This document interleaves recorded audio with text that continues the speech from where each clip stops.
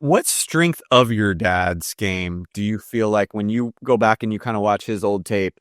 Is there an element of his game that you feel like definitely got passed down to you? And is the second part would be, is there an element of your game that your dad has said, like, I wish I had that when I was playing? Yeah, he was a straight speed and toughness, which I love. I love trying to emulate that and be like that.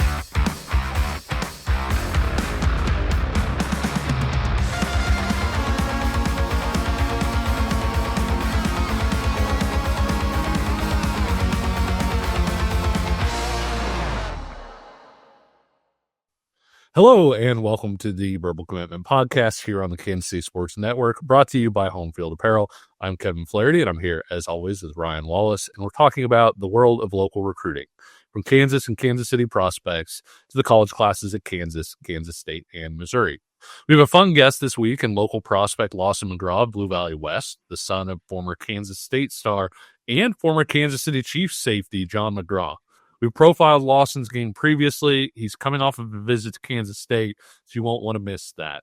As always, if you like what you're hearing, comment below, tell your friends about us, subscribe, hit that like button, or leave us a 5-star review wherever you get your podcasts, like Apple or Spotify. All those things help us with the algorithm and help us to grow the show and put us in front of more people like you. Ryan, let's go ahead and hit the alarm, because we have 2 commitments to local schools this week. Right.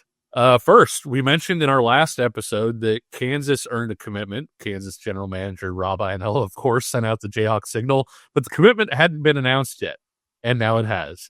Kansas has added Caden Moody, an offensive tackle from Broken Arrow, Oklahoma. Ryan, what are your thoughts on the commitment? You know, it's an interesting one, Kevin. First off, I mean, I say interesting, it not a negative way. Like, I think from a positive standpoint, when I was able to throw Caden Moody's tape on from his junior year, you see a kid that's got the size, the frame to be a Big 12 caliber lineman. He's very powerful, very mean. But there are some things that I'm interested in terms of how KU wants to use him moving forward. If he's a guard, I love this, Kevin. If he's a tackle, I'm a little bit more on the fence because the footwork needs some fine tuning. And I think that there's some things from a mobility and agility standpoint that you see at times from him, honestly, on the defensive side of the ball, that don't always translate as much to the offensive side, where he kind of wants to play a little bit higher than you'd like him to, wants to just torque guys, with his upper body strength. So there are some things that KU, I think, is going to technically, again, kind of fine tune with him. But I love the power there. And he's a guy, too, that I think you see the IQ to be able to play both ways. You see the endurance to be able to play both ways, the toughness, that tenacity. KU fans are going to get mad at me, Kevin, but I have to relate this to a K-State guy, but I'll use 2 that are Kansan, so maybe some Jayhawk fans will be familiar. I see like Josh Rivas. I see Boston Stuyvesant when I watch Caden Moody. Again, 2 guys that I think excelled more at guard. If that's the way that Moody goes for KU, really, really like this get.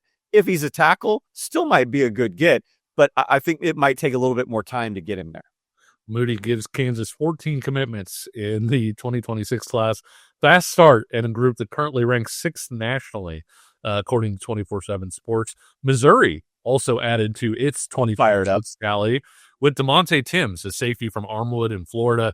Ryan, I think we both agree the Tigers got a really exciting addition to their secondary here. Loved what I saw on tape from DeMonte Timms, man.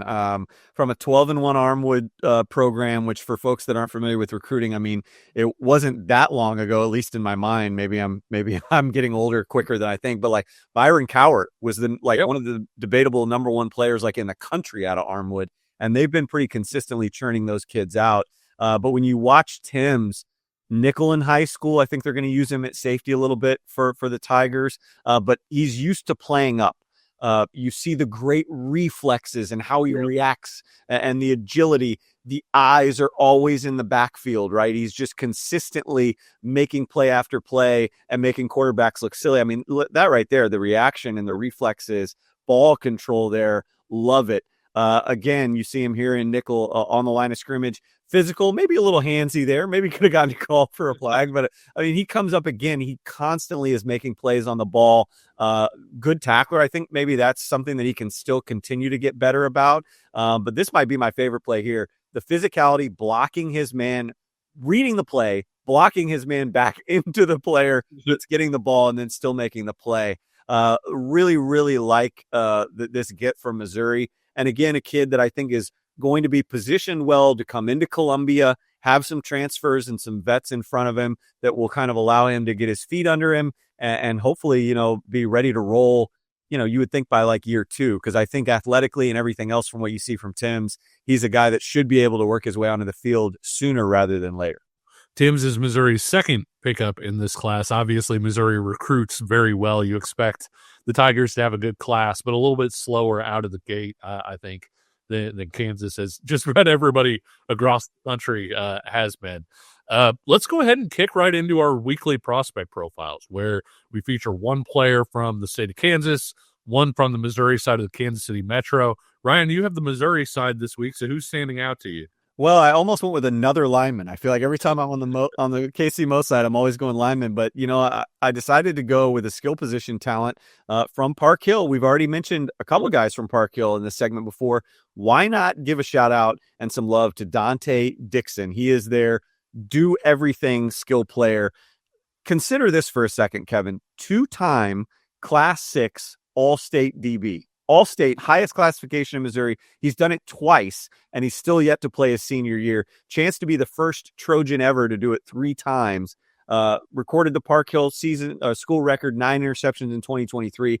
You flip on the tape, instincts. Here he is as a wide receiver, stretching the field with his speed. It's not breakaway speed, but it's very good speed. It's quickness. And again, he's got a good route tree that he continues to carve out. Oh, you want to see him do some punt returning? He does that too. Make you miss over and over again. You can see him in special teams as a kick returner and a punt returner, making plays happen. But here he is, I think, at his most comfortable position, and it's cornerback. And you will see play after play after play with him, again, sniffing these routes out and making timely jumps on the interception over and over again. I just love the instincts. He's a multi-sport kid, multi-position, as you saw in those clips, a baseball middle infielder, basketball, a backup point guard.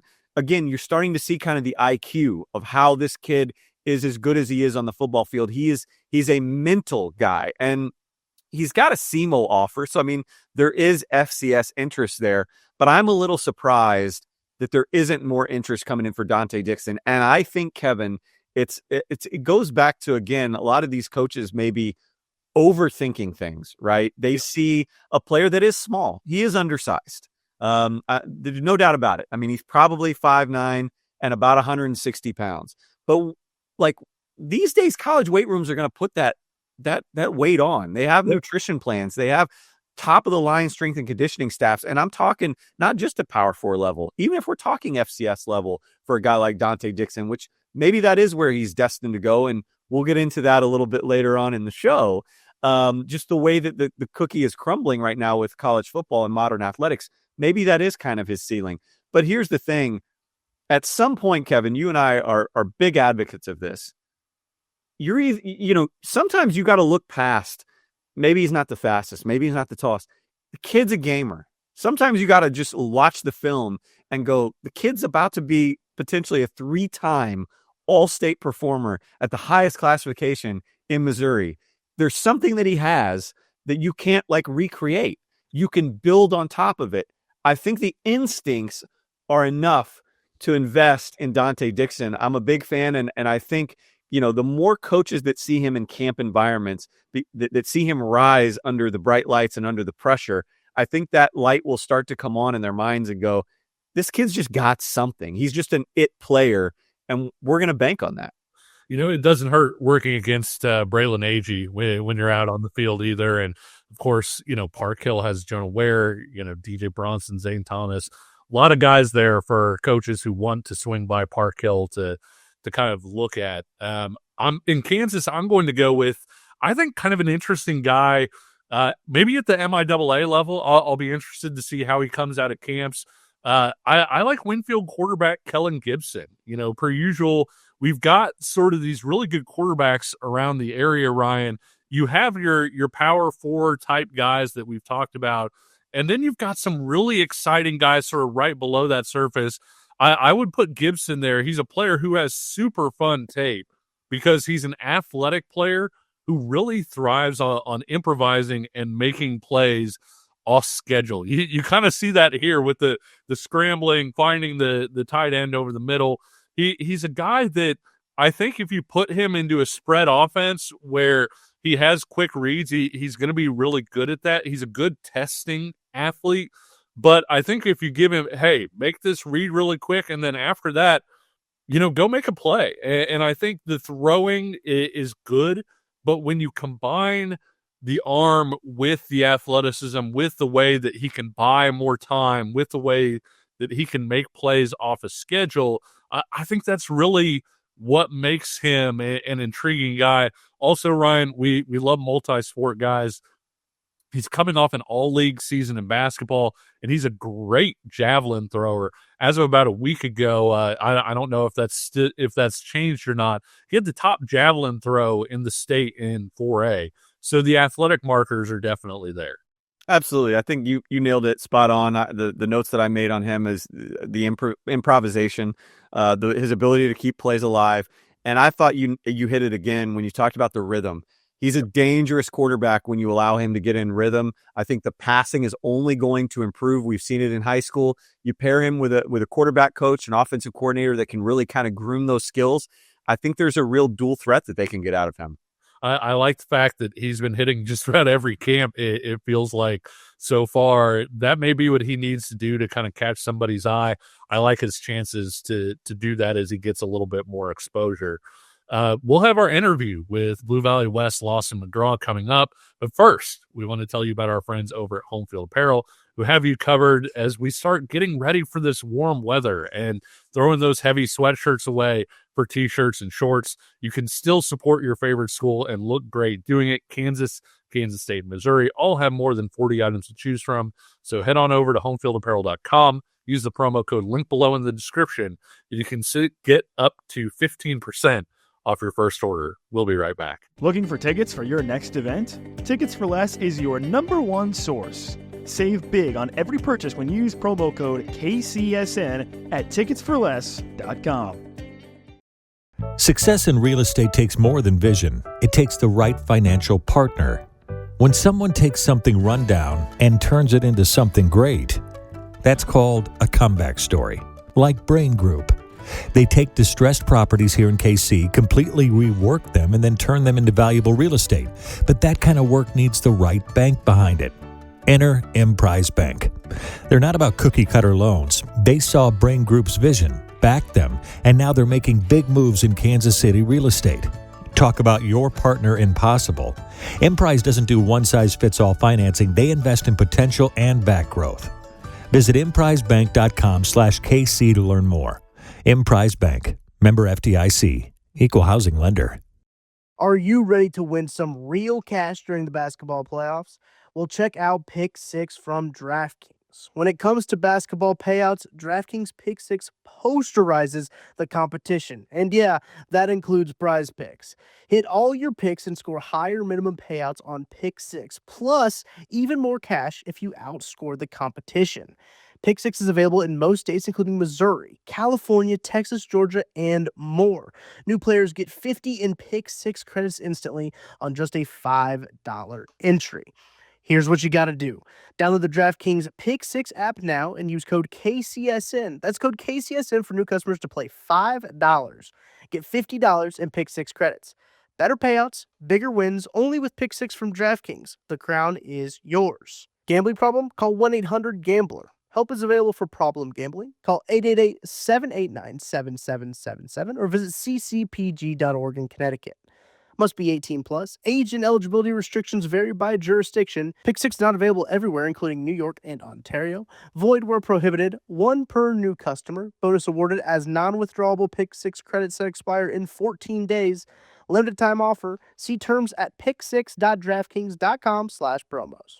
We're back with the Verbal Commitment Podcast, sponsored by Home Field Apparel. There's been a lot of talk here recently about the potential house settlement that would allow teams to carry up to 105 scholarship players, but also cut down on the number of players overall on rosters. It's something that could really limit walk-on opportunities from where they're currently at. Kansas State coach Chris Kleiman spoke about what that could mean for the Wildcats and for college football in general. You know, off the field, I still think the industry of college athletics is a disaster. During this month of April, not our decision as coaches, not our decision at Kansas State, but the industry-wide decision because of the house settlement, because of different legality things and litigation.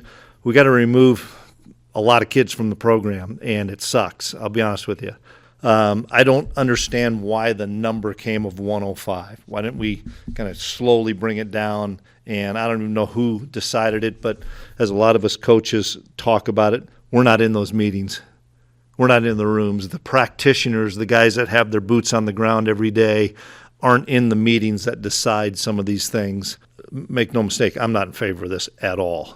On Monday, Judge Claudia Wilkin talked about potentially grandfathering in current walk-ons or phasing in the roster limits. But when we spoke with Kansas coach Lance Leipold at the Jayhawks Fan Appreciation Day over the weekend, he said that Kansas had already helped walk-ons place at other schools. Ryan, obviously phasing in those limits, having a grandfathering thing, that would help with the transition. But it feels like there's already been some damage done here, and phasing those limits in still doesn't fix sort of this long-term issue that you have with creating fewer FBS opportunities for players. Yeah, I mean, we're already seeing it at Kansas State. I think it's too far. I mean, that idea was a good one in terms of like if you're already on a roster, you get to continue as a walk-on or partial scholarship player. But we're already seeing it. K-State had Martinez, the former liberal walk-on wide receiver.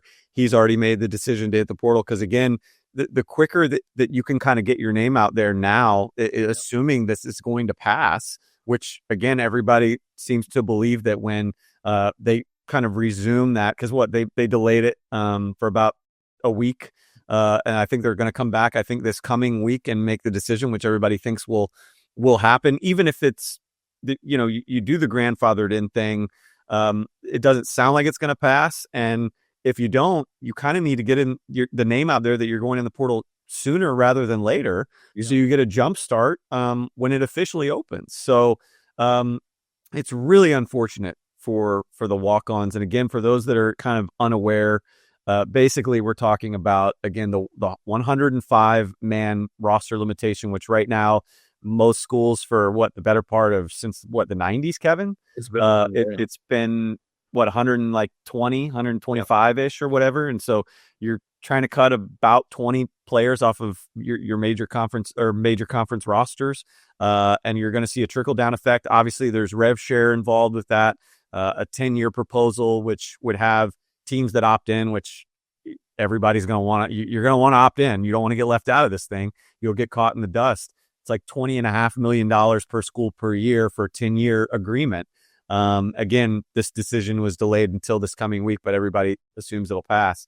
But Kevin, as we talk about this, it's interesting, and I think this is why you and I really wanted to have Lawson McGraw on, and we'll get into his conversation here in a little bit. We'll hear it from his mouth, from his own experiences of what this is all meaning to local recruits, and a recruit like Lawson McGraw that, let's be honest, Kevin, in any other year, I think the tires would have really kicked up way sooner than they have. I mean, he's got Coastal Carolina, he's got the Ivy League schools, and he's been around the block a little bit, and Power 4 teams want him up like this summer. But he strikes me as somebody that is really feeling the effects of this entire, legal process unfolding, and what we heard Chris Kleiman describe a little bit. Yeah, it's unfortunate that I like the revenue sharing part of it. I like players being able to get a piece of that pie. It's unfortunate that they couldn't have had the revenue sharing for a certain number of scholarship players, maybe even upping the number of players you can have on scholarship, while still being able to keep your roster size the same to keep those walk-on opportunities there. Another area I think that this could impact that isn't maybe talked about a ton is coaching. You know, so many coaches got their start walking on at bigger programs and sort of using those connections to help out their college coaching career. Dabo Swinney is kind of the famous one where he went to Alabama as a walk-on wide receiver, you know, obviously worked his way up and is now at Clemson. Regionally, Matt Rule at Nebraska is another one. He walked on at Penn State, and he's been another sort of outspoken guy, and it's been great to hear Matt Rule, to hear Lance Leipold, to hear Chris Kleiman talk about opportunity cost maybe for some of these guys. Ryan, one guy who walked on and found a lot of success, like so many local players, was a Riley County product to K-State. Jordy Nelson, that would be Jon McGraw, the father of Blue Valley West's Lawson McGraw, with John going from a walk-on not just to playing at K-State, but starring at K-State, becoming a second-round pick in the NFL draft, and having an NFL career that spanned 10 seasons.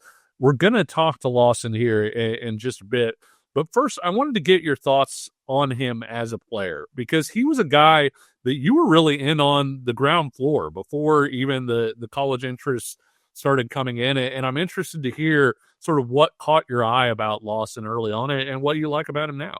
Well, you and I combed through a ton of tape each off season, and I think it was like late last summer, you're just kind of making the huddle rounds through the EKL, just like you do it kind of at all the major classifications. And, you know, Blue Valley West is a school that I hadn't really seen in person, so I needed to go to that huddle, particularly to be more acquainted with their roster. And I'd heard about a guy named Tate Nagy over there, so, you know, it was worth my time to look into that roster.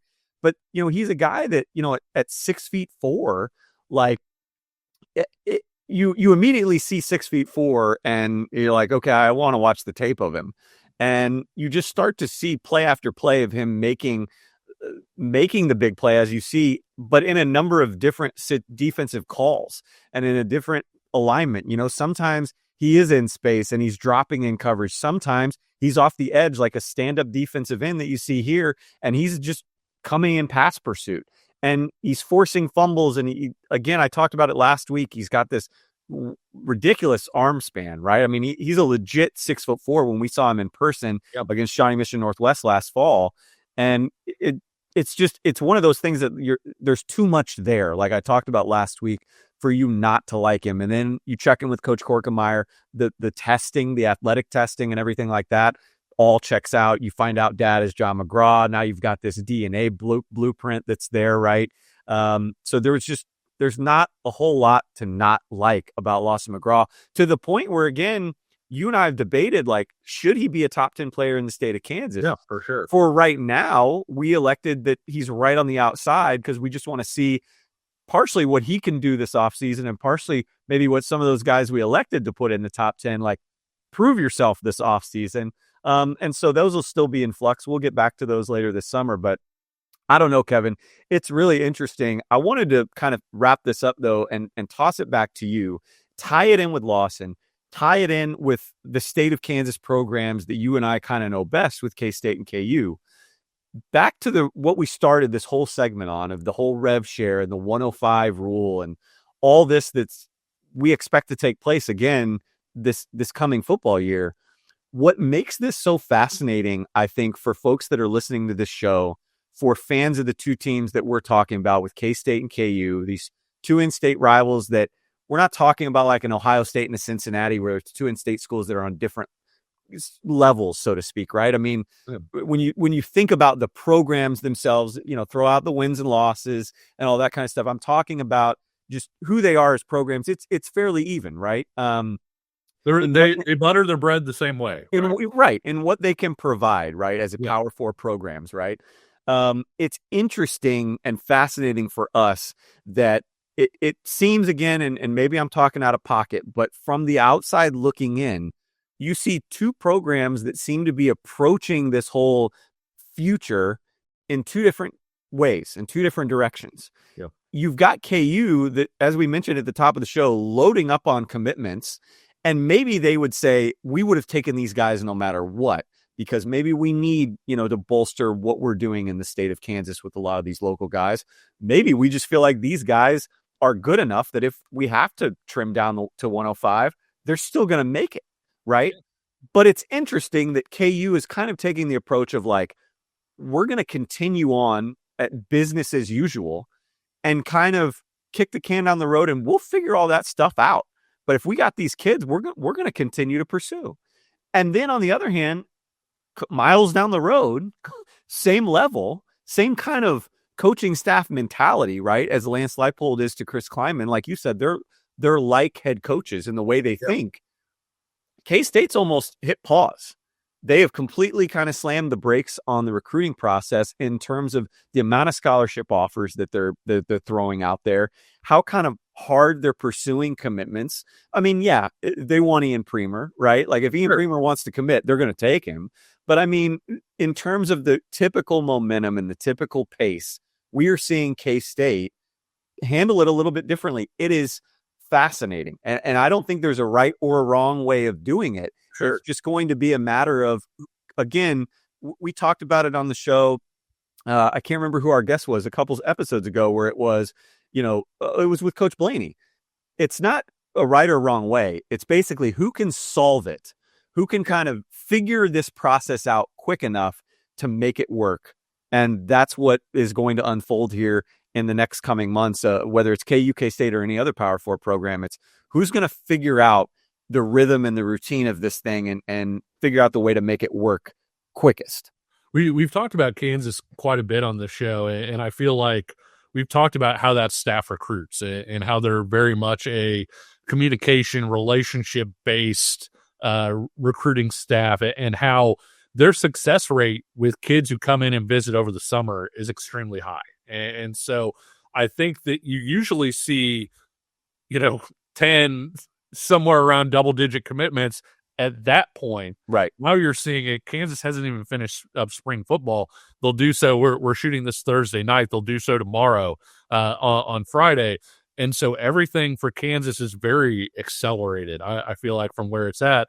And it's so contrasted with K-State because K-State has gone so much the other way that Kansas State has one commitment right now. And again, I have no worries that Kansas State is going to land a good recruiting class, that they're going to get guys who are Kansas State guys. How often do we talk about it on this show that Kansas State has a type, that they're going to find that type, that person's going to come into the program and find success, whether that's in the state of Kansas, whether they bring in a guy from Nebraska here and Texas here and wherever else, they are going to find Kansas State guys. And so I'm not worried about that at all. But I do think, to your point, it's so fascinating to see that one staff kind of accelerated things by a few months and the other staff kind of pushed things back, it feels like, by a few months, all within sort of the framework of this.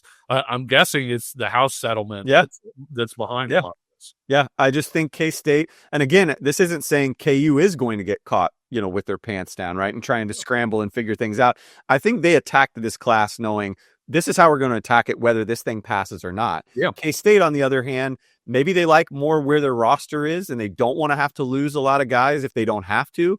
And therefore, it's like, we don't want to take these commitments. We don't want to throw out a lot of offers and then have to go backwards and figure out which guy are we going to take, which guy are we going to keep. It's fascinating. And again, no right or wrong way to do it. We just need time to play out and figure out which one of these staffs, and Missouri and Nebraska and everybody else included, can figure this thing out fastest. As they always say, time will tell. Yeah. We will have our interview with Blue Valley West athlete Lawson McGraw after the break. We'll be right back. Thanks for listening to KC Sports Network. Make sure you download our new app. Find it on the App Store or Google Play. Just search KC Sports Network.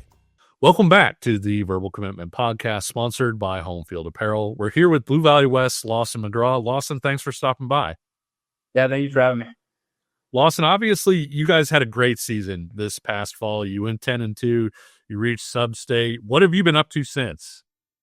Yeah, we got straight into basketball season, so not a lot of turnaround, but we had a good basketball season. It was fun. Nice to be with my friends, with the coaches. Really fun. And then getting straight into football mode right now. Lawson, I was at the game when you guys played Blue Valley. It was a home game for you guys. And I thought it was a riot watching you and McGuire Richmond out there on the basketball court, because it's very clear you guys are football players, right, that are playing basketball. You wanted to get physical, wanted to be rebounders.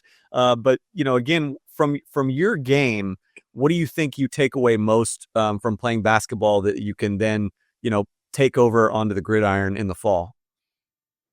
Yeah, basketball is just straight competing, which I love, and trying to you can obviously get like the physical, like lateral movements and jumping and straight athleticism, which is really important for football, but like it's just straight up competition, which I love. One of the things that we've loved about your tape, Lawson, is your versatility. The fact that you can play on the back end as a safety, you can come down as a linebacker, even play off the edge, even catch the football a little bit on offense. Is there something in particular that you feel more comfortable with, or that you enjoy doing more, or is it just, hey, when I'm out there, I'm a football player, I'm just going to do it? Yeah, absolutely. I just try to do whatever my team needs, and sophomore year I was safety.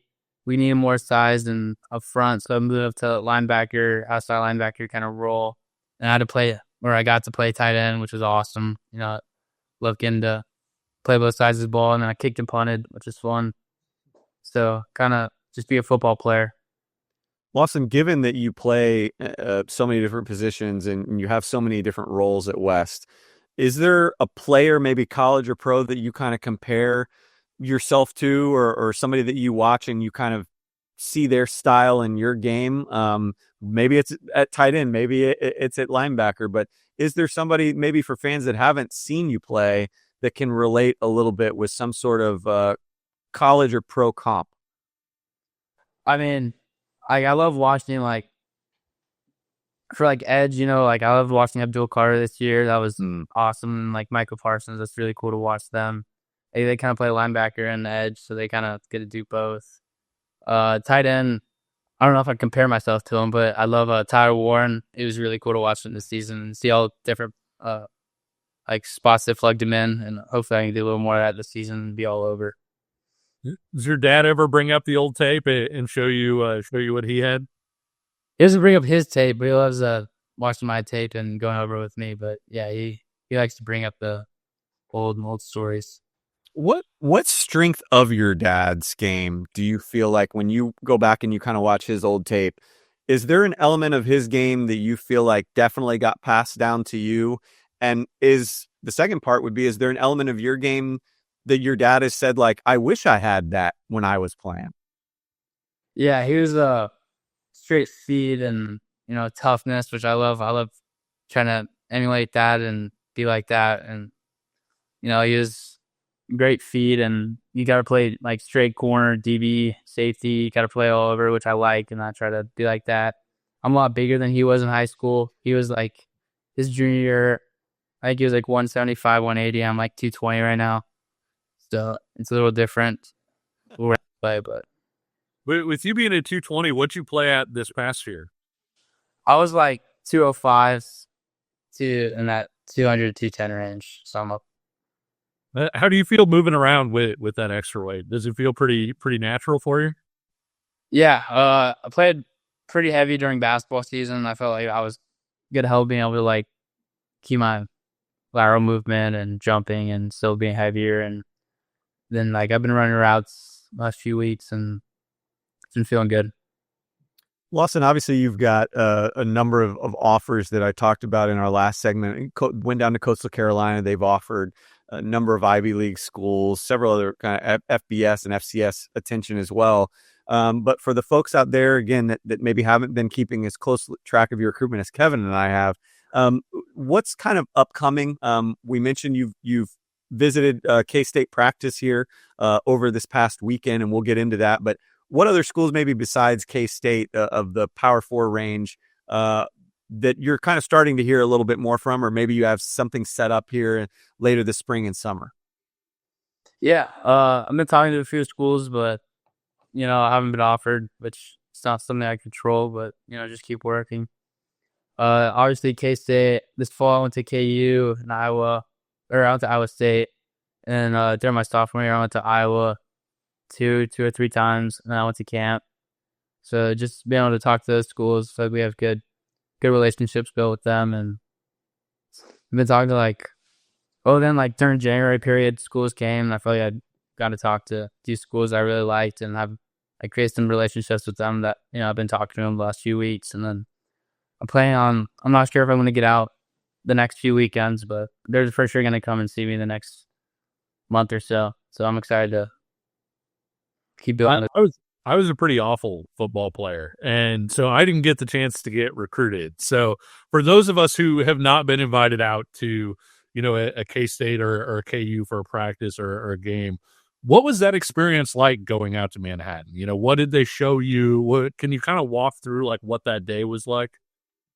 Yeah, I've been going to K-State games since I was a little kid, so it was nothing super new. But we got there. I took my my nanny and papa, my dad's parents. They still live in Manhattan, so we took them with us. We got there early. We watched the warm ups. We got to talk to Kleiman, and he came and gave a speech to all the recruits, and then we had food, and then we went and watched the game, watched them beat KU, which was a great game. Interesting. Yeah. Lawson, I'm curious, and this was important for us to have you on the show this week with everything that's going on with revenue sharing and this whole 105 roster limitation thing, because it feels like there's a trickle-down effect when it comes to the 2026 class of recruiting. So I'm curious, how are the conversations with K-State and kind of what they're telling you about how they want to recruit you and how they're handling things with all of that stuff different from maybe what you're hearing from a Cornell or a Coastal Carolina? Kind of walk us through what certain teams are saying versus maybe other teams in terms of why some are offering and maybe others aren't. Yeah, I think it's probably a little tougher for Power 4 schools right now with making cuts and just trying to take it slow with new recruiting and new rules, and then transfer portal's gonna open up soon. So for guys like me on the bubble where it's still question marks, my film, I'm gonna go and have a great senior year, but my film for my junior year still needs work, and so it's just slow, and can't do anything about it. So just keep getting better. When you talk to somebody like a KU or a K-State or an Iowa State, have they told you where they like you, where they project you, or is it kind of, hey, you've got a great frame, you're a good athlete, you're good at football, we'll take you and we'll figure it out later? Yeah, it's definitely a lot of that, and it's a lot of probably more than that, Sam, outside linebacker, maybe playing a little edge, depending on how they're kind of play the next few years. So that's and then maybe I talked a little about tight end. So if they want me, I'm gonna go out to camp this summer, and they might put me at tight end for a little bit. Interesting. What are your main goals? Having the conversations with K-State and having conversations with some other Big Ten schools that I know are kind of keeping tabs on you. What are the kind of the common threads that teams keep saying that are things you want to really hammer home this off season? For my personal development, or yeah, personal development. Yeah, just staying athletic as possible, watching film, and being ready to just keep reading the game. Just keep playing football. Keep being an athlete, keep getting better. All basic stuff. Mm-hmm. What was it like playing tight end with Tate Nagy? Because obviously Tate's a guy. I mean, you can have a designed play, and then next thing you know, he's scrambling sideline to sideline. The play's not over. Well, what was that like being the other end of that as a pass catcher? I mean, you just always have to kind of keep your head up, or what was that like? Yeah, he's special. I love Tate. He's awesome. He's a great athlete. I mean, you're running one route and it completely changes in 3 seconds. You're going the opposite direction. You're running all over. He's running all over. It's really fun. It's fun football. Have you been keeping up with him at all since he's gotten up to Lawrence? I've talked to him a little bit, but I'm friends with all the seniors and all good friends with him. Apparently he's doing great. Awesome. In an ideal scenario for you, Lawson, how long do you want to play? I say play this thing out, play the process out. Are you comfortable going deep into your senior year and kind of letting the dust settle and seeing if any late offers come, or at some point, would you like to kind of put the recruiting behind you and just focus on your senior year? That's a great question. I'm not quite there yet. I still want to see what comes and go have a great summer and show people what I can do and go perform, which I think I have the ability to, and show people that I can play at the level I want to play at. So if it comes sooner, then hopefully. Sure. What are you looking for when we come back on this show after you've committed and we said Lawson McGraw, chose school X because of blank? What's the blank in that sentence?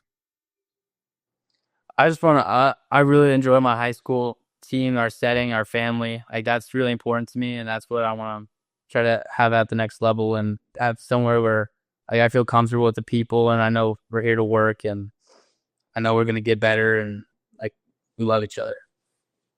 All right. Are we ready for a little rapid fire here, Kevin? I think so. If Lawson is ready. Lawson, are you ready? We're going to fire these are some fun questions, so they'll be lighthearted. Let's get you started with this one. Coach Korkenmeyer, again, a Blue Valley Tiger, graduated a year ahead of me, believe it or not. So, he's a Jaguar now, but he'll always be a Tiger in my heart. If you can describe Coach Cork in one word, what would it be? Determined. Nice. Very good. Who do you consider Blue Valley West's biggest athletic rival? Blue Valley. All right. What do you have a post-game victory routine? Is it something you eat, somewhere you go? What's kind of your post-game victory routine in the fall? Be with my teammates. Cool. Is there a house you go to? Do you order pizza, anything like that? We usually have a food. We have a parent will host a dinner after each game, and we usually go eat all as a team. Very nice. What's the recent show that you binged that you felt like was the best binge you've had in a while?